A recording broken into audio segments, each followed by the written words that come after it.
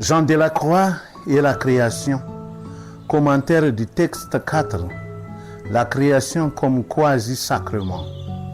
Dans cette fiche numéro 4, on nous propose le couplet 14 et 15 du cantique spirituel de ces commentaires, mettant une lecture parallèle avec l'exhortation apostolique Laudato Si du pape François sur la protection de la nature.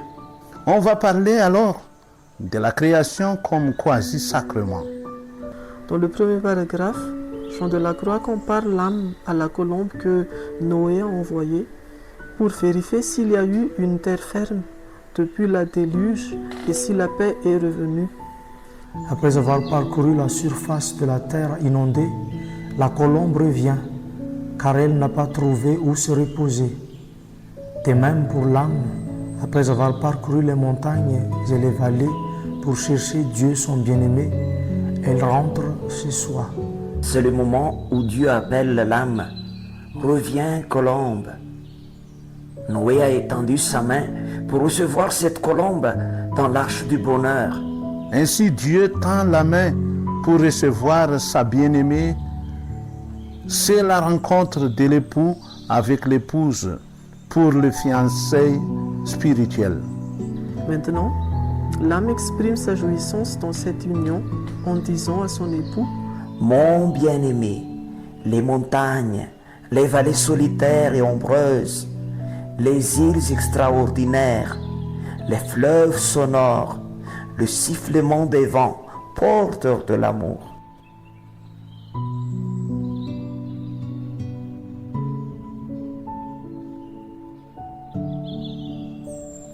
Dans le second paragraphe, Saint Jean Delacroix mentionne que l'âme est portée par Dieu dans un vol d'esprit pour goûter les délices de son amour.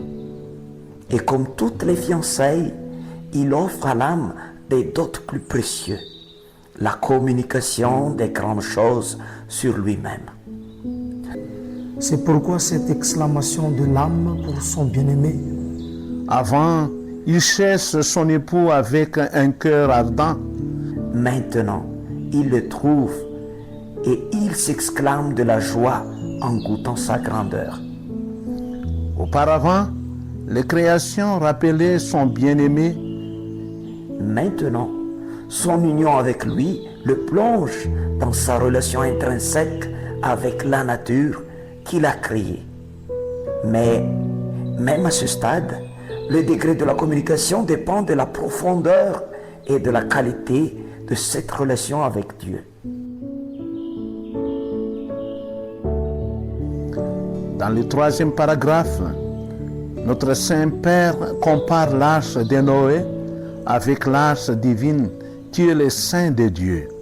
Comme il y avait beaucoup de place pour toutes les espèces d'animaux et beaucoup de nourriture pour les nourrir dans cette arche de Noé, ainsi dans le sein de Dieu se trouve beaucoup de demeures pour tout le monde, où chaque âme trouve sa nourriture suffisante et délicieuse.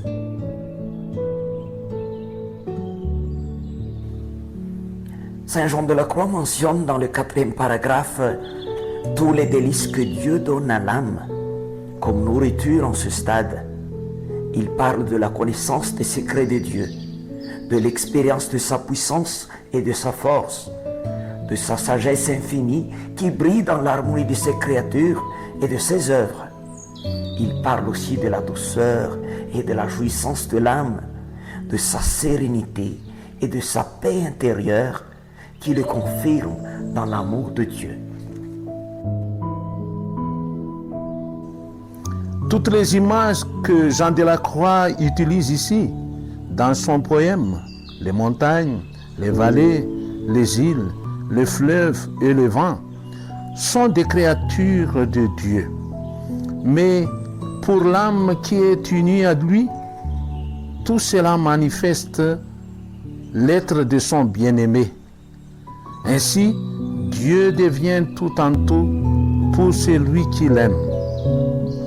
C'est pourquoi Saint Jean Delacroix reprend la citation de Saint François d'Assise dans le 5e paragraphe qui disait « Mon Dieu est mon tout ».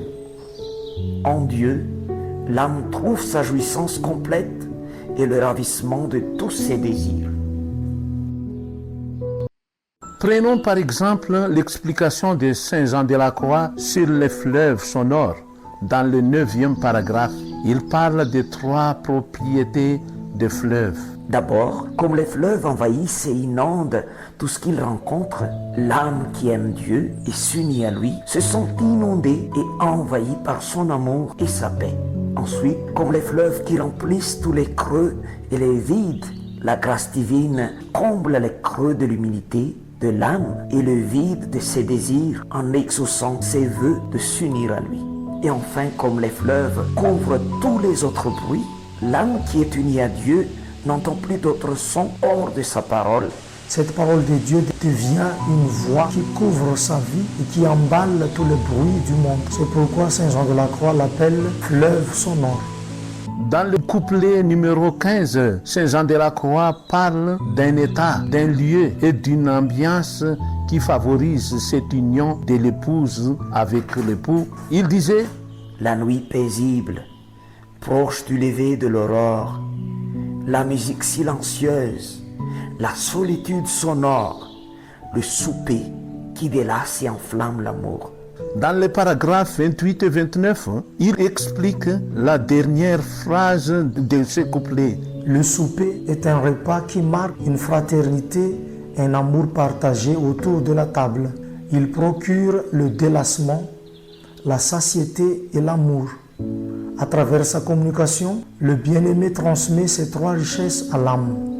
Comme le souper qui marque la fin du travail de toute la journée et le commencement du repos, l'union à Dieu est aussi pour l'âme le terme de ses souffrances et le commencement de sa jouissance. Pour l'âme, ce souper de Dieu l'enflamme dans son amour. Ce souper est Dieu lui-même qui s'offre à l'âme. Dieu veut partager avec l'âme dans cette divine union tout ce qu'il jouit en lui-même. Quand l'âme est vraiment unie à Dieu, le Créateur, elle s'unit obligatoirement avec la nature qu'il a créée. Ainsi, la nature devient un lieu de rencontre et de communion entre Dieu et l'humanité. C'est pourquoi l'exhortation apostolique Laudato Si l'appelle comme sacrement de la communion. L'âme qui est unie à Dieu voit clairement, expérimente la connexion intime qui existe entre Dieu et tous les êtres. Il sent que Dieu est toute chose. Cela ne veut pas dire que la création est divine. Elle ne prend pas la place de Dieu, mais elle est étroitement liée à Dieu son Créateur. Cette vision doit répondre à la crise écologique que nous vivons aujourd'hui. Si nous sommes vraiment unis à Dieu, nous soignons et respectons la nature qui est liée à lui. L'exhortation apostolique Laudato Si explique encore plus largement sa conception de la nature comme mode privilégié de Dieu pour faire un sacrement. À travers l'utilisation des choses naturelles pour l'usage sacramentel, Dieu veut manifester une réalité surnaturelle, l'eau, l'huile, le feu, le pain, le vin. Il insiste sur l'impossibilité de nier la nature si nous voulons rencontrer Dieu. Cette communion de Dieu avec la nature arrive à sa plus grande élévation dans la célébration eucharistique. Dieu s'est fait nourriture pour nous en nous donnant l'Eucharistie. Il a pris des éléments naturels, du pain et du vin, pour en faire devenir son corps et son sang. Dans le pain de l'Eucharistie, la création s'unit avec son Créateur et les choses naturelles sont sanctifiées. C'est donc l'Eucharistie qui nous fait comprendre la vraie valeur de la nature et qui nous pousse à devenir le gardien de la création. La conception sur la protection de la nature relevée par le pape François Laudato Si rejoint la vision de Saint Jean de la Croix sur la communion de l'âme avec Dieu dans ce stade de progressant. Une âme embrasée par l'amour de Dieu devient un bon gardien de l'univers. C'est pour cette raison que nous pouvons concevoir la création comme quasi-sacrement de la communion de Dieu avec l'humanité.